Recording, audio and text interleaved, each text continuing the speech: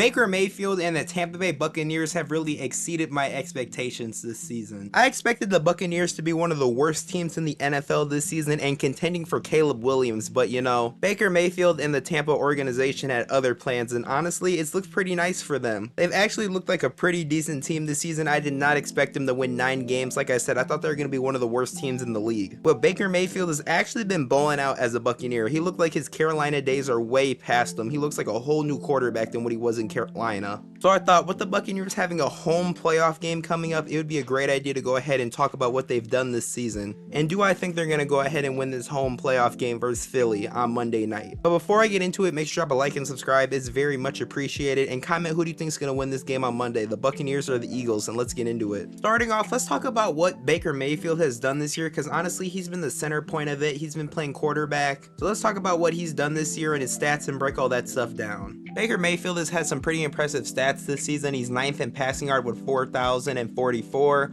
7 in touchdowns with 28, and he has 10 interceptions on the season. Baker Mayfield's best game was versus the Green Bay Packers. He's the first quarterback ever to have a perfect game at Lambeau while being on the road. He had 381 yards and 4 passing touchdowns and a passer rating of 158.3. He played an outstanding game, and honestly, he's been playing pretty good all year. Like I said, what he's been doing this year for Tampa has been pretty surprising. I did not expect him to go ahead and ball out. Now, yes, he's had some bad games in there, but you know what? He's had better good games than bad games, in my opinion. And honestly, that's something very surprising to see, like I said. And I'm very proud and very excited to see what Baker Mayfield can do in the playoffs. And is he going to be the quarterback in Tampa next year? Because honestly, I think they're going to give him another year. Not saying that he's going to go out here and go win a Super Bowl or anything like that, but right now I feel like he's the bridge quarterback that went from Tom Brady now to Baker Mayfield. Soon they're probably going to eventually get a rookie in there and get someone fresh. And a pretty nice guy to have in Tampa right now.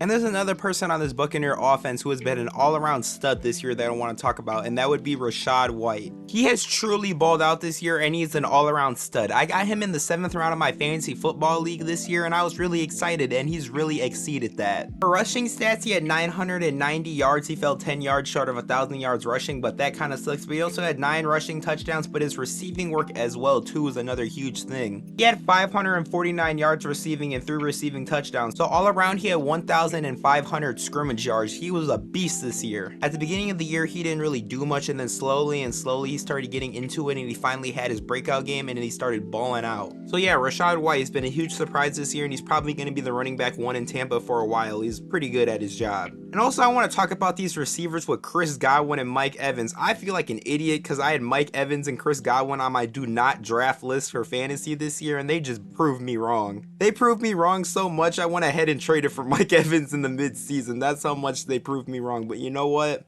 I gotta give them and Baker Mayfield credit, because like I said, I didn't expect this, and they have been balling out. First off, I should have known that Mike Evans was quarterback proof, even though it really wouldn't have mattered because Baker's actually been playing pretty well with him. But Mike Evans on the year has 79 receptions, 1,255 yards, and 13 receiving touchdowns. He's been a touchdown machine in this Tampa offense, all around balling out. At the age of 32 is kind of crazy. Now, Mike Evans is a free agent this offseason, so it's gonna be interesting to see what Tampa does if they decide to bring him back, which in my opinion, I would definitely try to go do, because I know for sure there's going to be other teams that are going to want to bring him into their organization and have him at the receiver position, because like I said, he's a super underrated receiver and definitely should be considered a top 10 receiver or a top 12 guy in the NFL, because he is so unbelievably consistent. And I feel like this season Chirs Godwin really hasn't been talked a lot about. I mean, I'm a huge fan of Chirs Godwin, but I feel like he hasn't been talked about a lot. And I always do feel like he's always just under the radar. No one really talks about him. But on the year, he has 83 receptions, 1,024 yards, and 2 touchdowns. He's a great guy in the slot. You guys should already know that. He loves being in that slot position. He's such a great guy there. Like, he has 1,000 yards on the season. He kills it.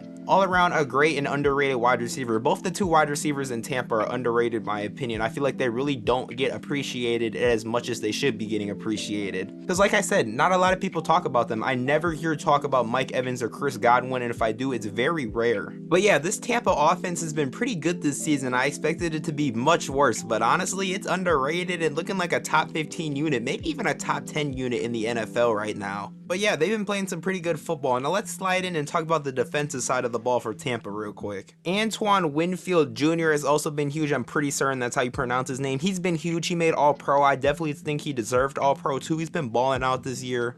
He has 76 solo tackles, 6 forced fumbles, 3 interceptions, and 12 passes defended. He's been an all-around stud on this Tampa defense. The one thing I would say besides Winfield, this Tampa defense in the secondary has given up some big plays throughout the season. They've given up a ton of passing yards. But Winfield has really been the biggest piece on that defense, no doubt. At least in the secondary. Then, of course, they still got some guys on the line, and the linebackers they still have Shaquille Barrett, Levante David, Devin White, Vita Vea is still there. Those are all some key guys they had when they went ahead and won the Super Bowl a couple years ago. They still got Jamel Dean. The rookie that they drafted, I'm pretty certain how you say his last name is Cansey. I'm pretty certain if I mispronounce that, I apologize. He has 4 sacks. Hopefully he can evolve into something huge for this defense. But yeah, the Tampa defense hasn't been horrible this year. The secondary needs a little bit work, but Winfield has really been the most biggest piece on this defense in my opinion. I gotta give some credit to their head coach, Todd Bowles. He's actually done a decent job this year, because if you remember last year when Brady was there and all this stuff was happening and Tampa wasn't doing that well, they wanted this man gone and gone fast. But you know what?